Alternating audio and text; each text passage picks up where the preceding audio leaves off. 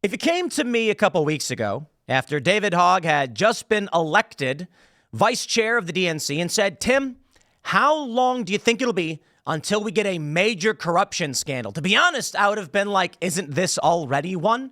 I mean, this dude has no business being in the DNC, but hey, they can vote whoever they want. Perhaps a bit facetious or tongue-in-cheek to claim that electing the guy would be a corruption scandal. But I suppose the answer was a couple of weeks.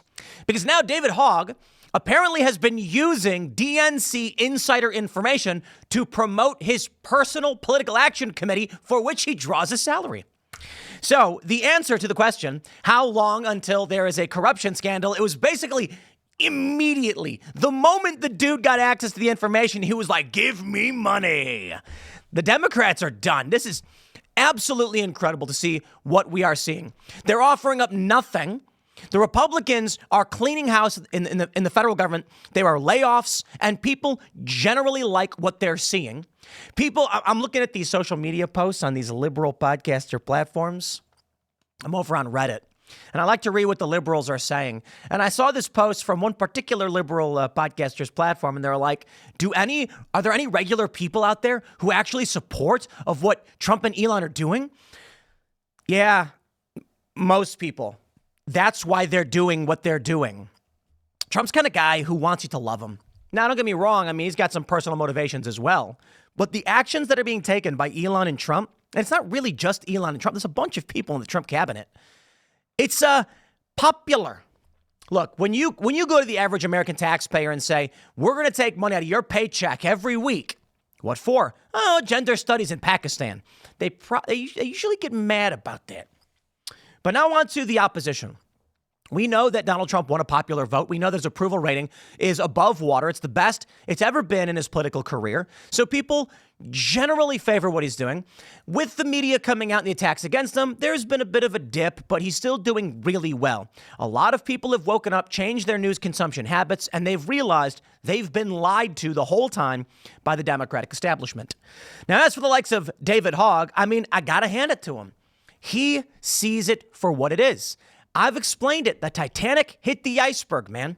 And these powerful elites are like, look, we ain't saving this ship from sinking, but we can grab as much fine china as possible before we make those life rafts.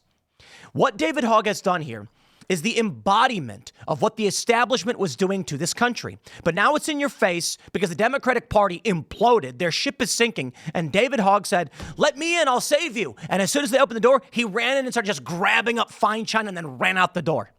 I love it. It's just absolutely amazing. They're polling worse than Republicans. Their favorability is in the gutter.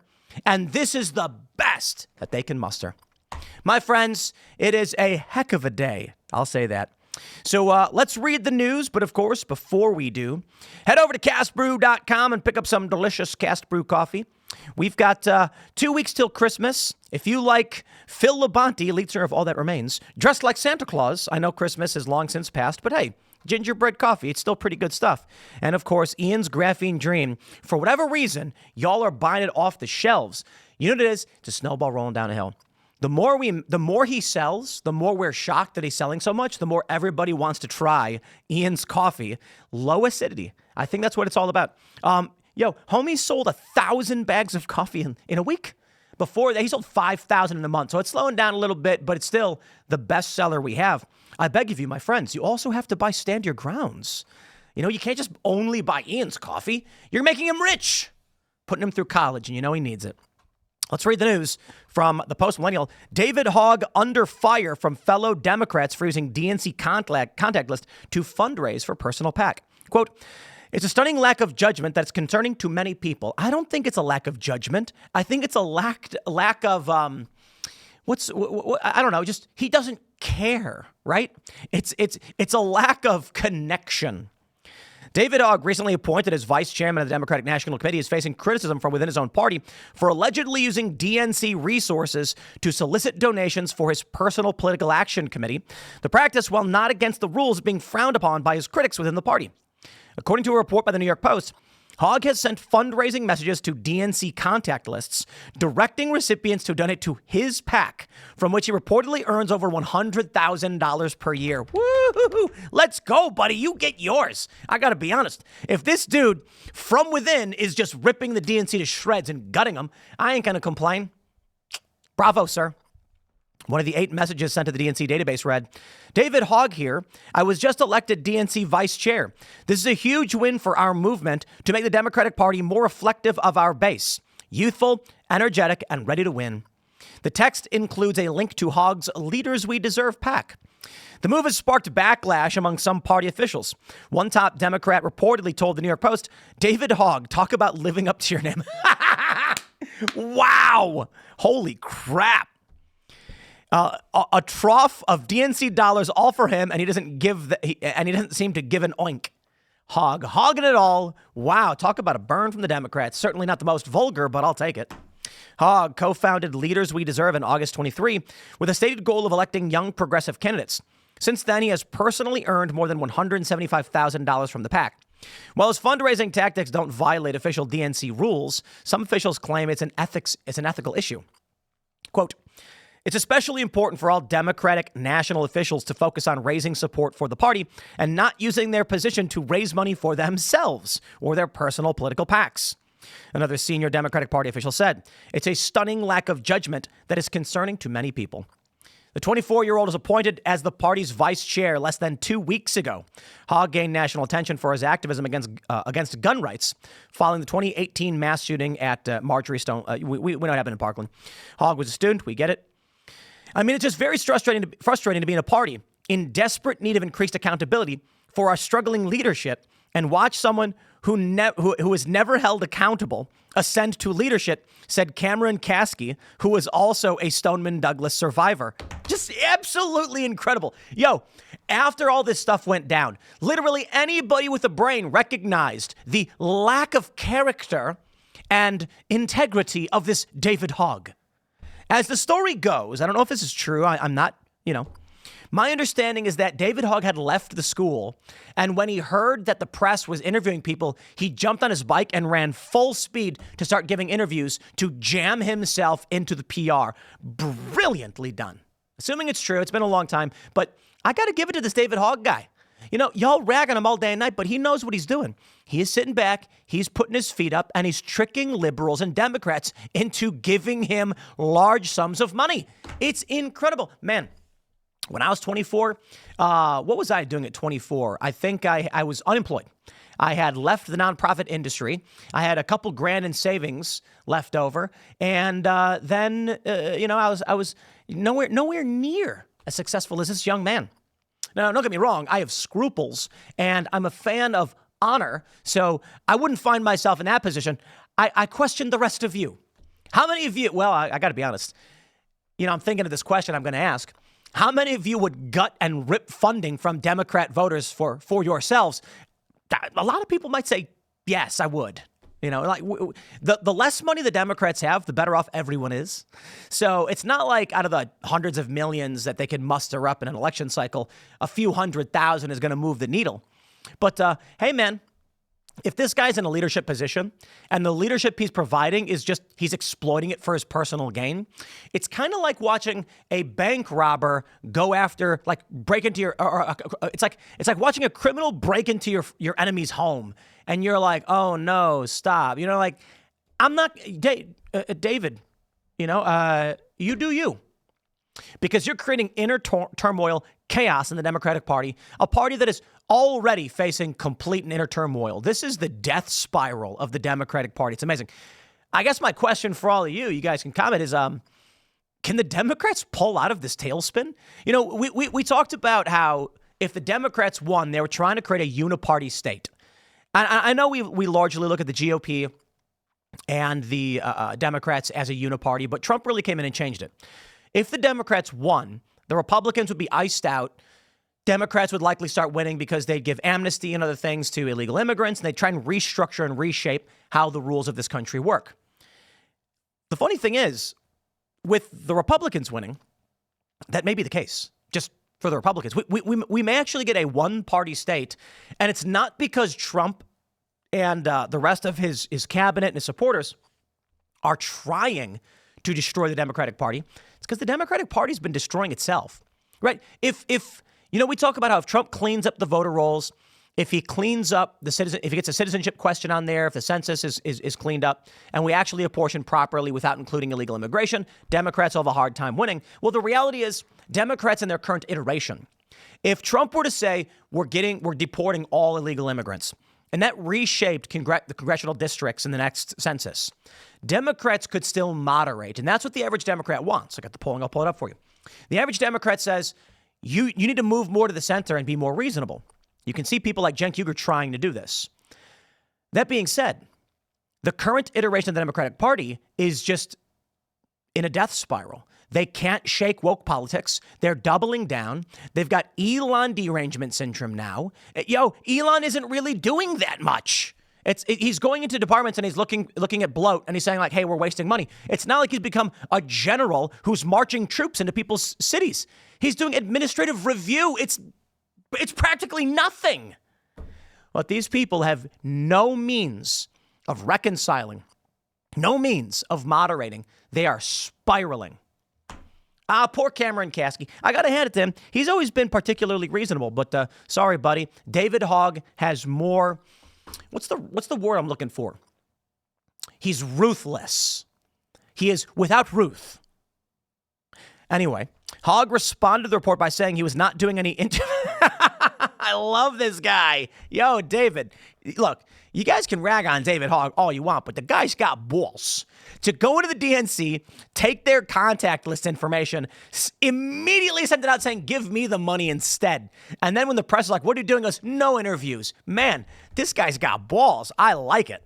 I mean, I wouldn't like it if someone was doing it in the Republican Party, but the Republican Party currently consists of RFK Jr., Tulsi Gabbard, Elon Musk, Donald Trump, an eclectic group of individuals. Marco Rubio, you got old school conservatives, you got some neocons, you got some moderate liberal types. We're having a good time over here.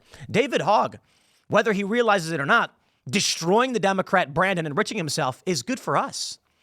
You know, if someone told me David Hogg was actually a sleeper agent for the Republicans, I might be inclined to believe it. He's so inept. Like, his arguments are so dumb. You're like, how could someone so media savvy be so stupid? Unless he isn't, you see? David Hogg is the hero we need. I'm kidding, by the way. I think the dude's exploiting the DNC for personal wealth, and he's not too bright. He's just cutthroat. The spokesperson later commented, David has already raised money for the DNC since becoming vice chair and many times before. Not the issue, but you got to give it to him. Boy, that's absolutely wonderful.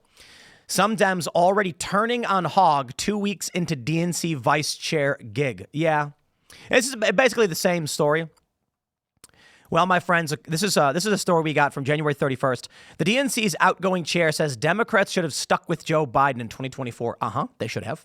They probably still would have lost. It would have been miserable. But Kamala Harris? I do think it's funny the Democrats are so nuts. They think that Joe could have won.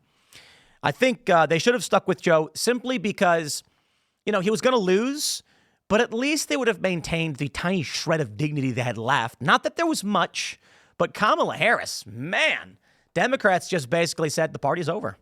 And there are people who actually thought she was going to win. And still, there are people who think that she did win and Trump stole the election because Elon Musk used Starlink and blah, blah, blah.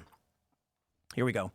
In an interview with the AP, Jamie Harrison reflected on why his party lost to Trump. Blah, blah, blah. I don't know that there's one answer. A lot of people like to come up with things, and they say it's the economy. Well, it could have been part of it.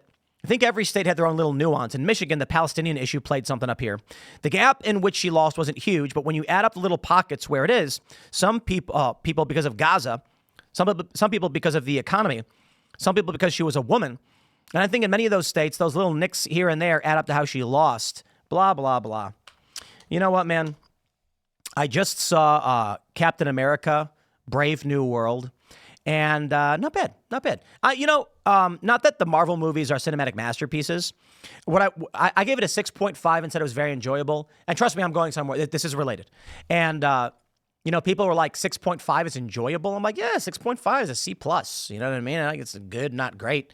It could have been good if it wasn't a sequel to like 13 different films, and it was rewritten several times. And here's why I'm bringing it up. They had a character in the film, Sabra. She's basically Captain Israel. Let me pull up this character for you guys. Captain Israel. Sabra is an Israeli superheroine appearing in the American comic books published by Marvel, blah, blah, blah. The alter ego of Ruth Bat Saraf is a mutant and an agent of Mossad. I think that's totally fine. I like to have a character that is Israeli means nothing to me. I mean, there's Russian characters, there's German characters. You're going to have characters of all type. And she's a Mossad agent. So apparently in the film, they were concerned about actually having her be... she's Sabra, of course, but they never say Sabra. She doesn't wear any of the outfits. She doesn't do any of the superhero stuff. It's weird. And apparently they were concerned because of the issue of Israel that... this is just a rumor. They wanted to include Sabra... She's basically Captain Israel with her uniform and all that stuff. And they were like, cut that out because people hate Israel right now and we're really worried about how this will impact the film. Yeah, that's what I heard. I don't know if it's true. The reason I bring it up is the Palestinian issue is toxic waste to Democrats. Look, it's toxic to a degree on the right, but on the right, no one's going to punch someone in the face over this. You know what I mean? You could find some like pro-Trump guy who hates Israel and screams the Jews 24/7, and no one's going to punch you in the face. They're going to nag you on the internet. They're going to argue, and it's going to be boring. The left firebombs things. For the Democrats, this presents a particular issue. You see, Donald Trump came out and said he was like the most pro-Israel president. He said we're going to do all this and that for Israel. And even though there are a lot of people on the right, there's a right-wing element that hates Israel, Trump didn't care. On the left, however, in Hollywood, they're like, if we have an Israeli superhero, and like they did mention she was Israeli and she was Mossad, and it was really a light touch. They did not go into it, and I think it hurt the film, to be honest. They're scared. Democrats are absolutely terrified over these issues. So here we are now with a Democratic Party that can't get its head out of its own butt because there's no unifying message. They don't know if they're for or against Israel. I mean, seriously. They don't know if they're progressive or otherwise. Look, Gallup says more Democrats favor party moderation than in the past. Plurality of Republicans favor status quo for their party. Yeah, because the status quo for the Republicans is moderation. We chillin'. RFK Jr. as head of HHS, we chillin'. I mean, I got to be honest.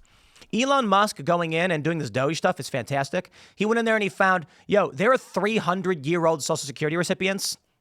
You got me. I mean, maybe we have some immortal people here in this country. There's millions of Social Security recipients who are 170 years old. No joke. Yeah, clearly they're not really, but where's the money going? And Elon was just like, it's wild to look at this. And there's no reconciliation. There's no tracking of these payments. Like, what is going on here? Hey, that's based. I like that he's doing it. I'm most excited for Maha.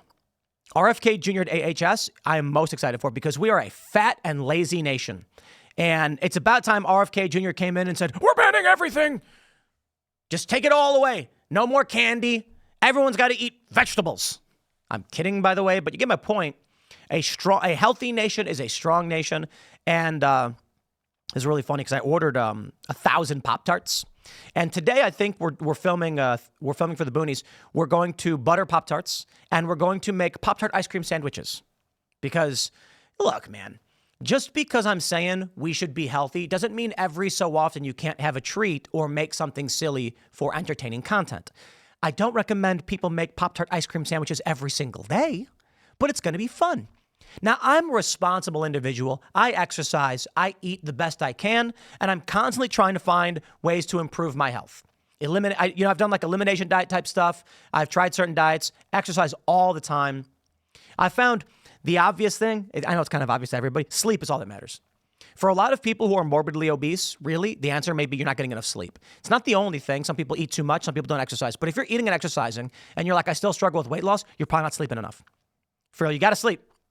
And quality of sleep, too. I got this, it's not a blindfold, but it's like it goes over your whole face. And the covering of the ears, I find, improves my sleep quality because I have one of those sleep trackers. So this is what really matters. We're going to goof off today and make ice cream, Pop-Tarts, whatever, because it's a fun thing to do. But we're also skateboarding. The healthy stuff that we're seeing now with Maha is the most important thing to me. I want America to be healthy. I saw a commercial this morning for weight loss injections, and I'm like, that is disgusting. Sorry. Look, a lot of people like it. I don't care. Look, man, I'm sorry. A lot of you out there are going to be like, look, it helped me. I needed it. And I don't care. I don't care. I despise it. I'm going to be honest with you. Okay. I'm not trying to disrespect you. I'm just saying I despise that we become a nation of people who are like, I have too much fat, so I'm injecting a chemical into my belly that makes me nauseated and not hungry. They say satiated. Dude, we are a nation of weak-willed, frail individuals. For me, when I decide that something must be done, it shall be done. If I say, I don't look like I got off carbs for 2 years. I was like, no carbs, cut them off. And then when I got the dental work done, literally the only thing I could eat was carbs. So now I'm moderating and bringing it back to my diet and testing how it's affecting me. And I got to be honest, it's not so bad. What I have found is that if I do too much carbs in one sitting, it nukes me instantly, probably spikes my blood sugar. So I am trying to navigate this and be healthy. It is willpower. I am terrified of a nation where people are like, but I just have to eat. Give me the injection. Where's your willpower? You need to sit down and say, I dictate, not a craving. But this is what the nation's becoming. That's the Democratic Party, in my opinion. A lot of Republicans, too. But I'll tell you this, my friends, as we round this one out. This is about David Hogg. I love you, buddy. Keep on being you. Because if you do, we win the midterms. So I'm looking forward to it. Based on the moves this guy is making and what we've got happening on the Trump side and with Maha and all this good stuff, I'm feeling pretty good. So I'm going to wrap it up there, my friends. Smash that like button. Share the show with everyone you know. Stick around. We got more segments coming up today. And don't forget to sign up for Rumble Premium. TimcastPremium.com will redirect you right to the sign-up page. Use promo code TIM10. There's a lot of really cool stuff in the works. We're already working on the next documentaries. We're hoping to get it done. Thanks for hanging out. And we will see you all in the next segment.